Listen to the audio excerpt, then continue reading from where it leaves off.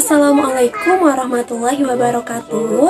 Perkenalkan, nama saya Vita Erviana dengan NIM 205240818 dari kelas DBIGA. Nah, dalam video kali ini saya akan mereview sebuah buku yang sudah hampir 2 tahun lebih saya baca. Jadi saya pernah membaca suatu buku 2 tahun lalu dan alhamdulillah sampai sekarang saya masih ingat dan masih belum bisa move on dari isi bukunya. Nah, mari kita review bareng-bareng tentang buku tersebut. Oke, jadi buku yang akan saya review kali ini berjudul Angels and Demons, karyanya Dan Brown. Kalau kalian tahu, Dan Brown ini merupakan seorang penulis yang berasal dari Amerika Serikat yang memang suka menulis suatu sejarah, kemudian dibungkus menjadi suatu cerita yang memang sangat menarik.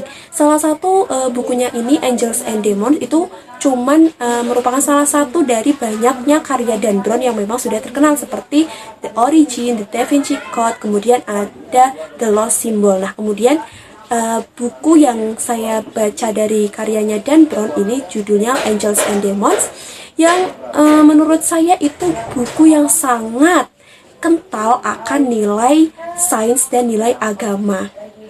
Jadi di dalam buku ini menceritakan seorang tokoh yang bernama Robert Langdon. Jadi Robert Langdon itu merupakan seorang ahli simbol yang memang pekerjaannya adalah mempelajari tentang simbol-simbol dari zaman purbakala sampai zaman sekarang, tentang simbol-simbol dari komunitas, organisasi, ataupun suku-suku tertentu. Nah, pada suatu hari Robert Langdon ini mendapat panggilan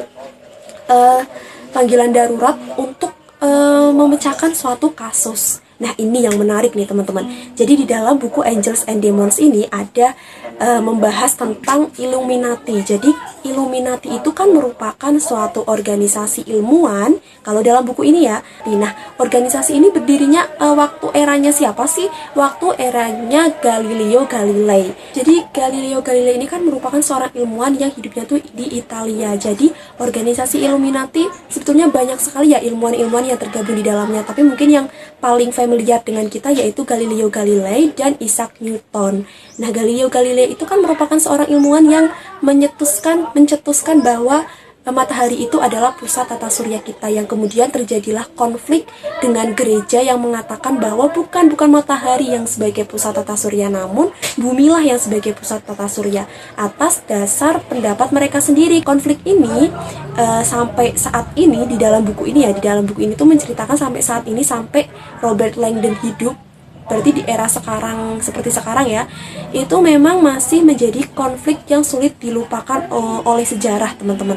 Jadi di sini uniknya itu Robert Langdon itu mendapat suatu misi untuk mencari sebuah antimateri yang hilang.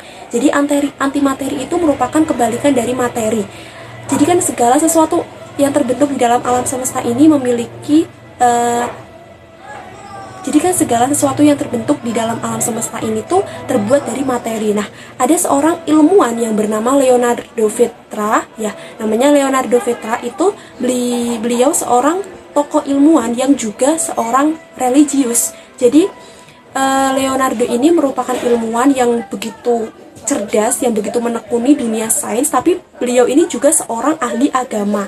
Nah, pada suatu waktu beliau menciptakan suatu yang berkebalikan dari materi, yaitu antimateri. Dan kemudian antimateri itu dicuri oleh seseorang yang Leonardo itu sendiri tuh nggak tahu siapa. Dan di sini Leonardo itu setelah di antimateri buatannya itu dicuri, kemudian dia dibunuh secara sadis. Nah, sebetulnya ini tuh novel tentang misteri, tentang thriller juga. Jadi kalau mau diceritakan secara detail dan secara gamblang itu mungkin akan memakan waktu yang sangat lama ya teman-teman ya. Makanya mungkin saya hanya akan menceritakan tentang poin dari harmonisasi sains dan agamanya.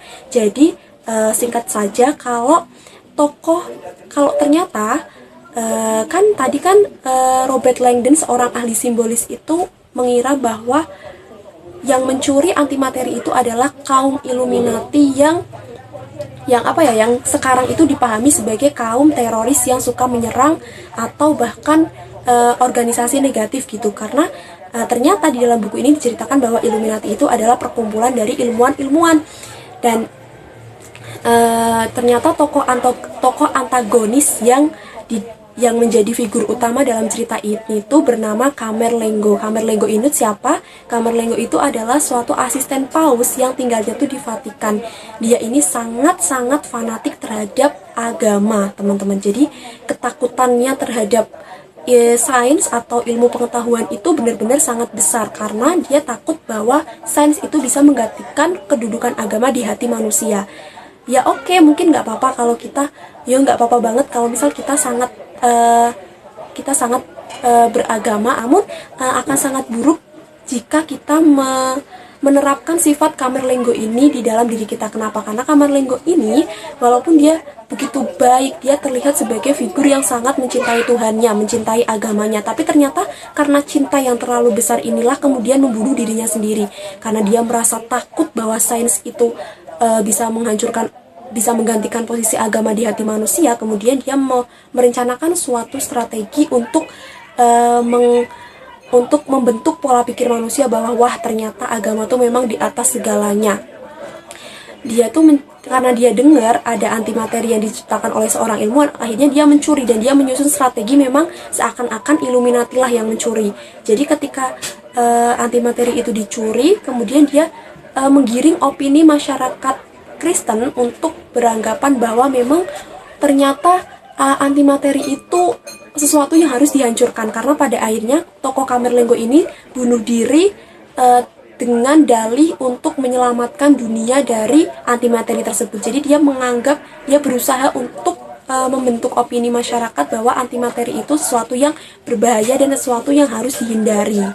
Dan di sini kita betul-betul diajarkan untuk bersikap moderat, teman-teman, karena memang ketika kita fanatik terhadap agama, maka kebinasaanlah yang akan kita tanggung nantinya. Dan begitu juga sebaliknya, ketika kita hanya memikirkan tentang sains tanpa didasari pada agama yang merupakan kekuasaan Tuhan, bahwa segala sesuatu di alam semesta ini merupakan kekuasaan Tuhan, maka kita akan menjadi seperti kaum gereja tadi. Jadi kita tidak boleh seperti Camerlengo yang terlalu fanatik pada agama sampai mengabaikan sains. Kira-kira seperti itu yang dapat saya review dari buku Angels and Demons.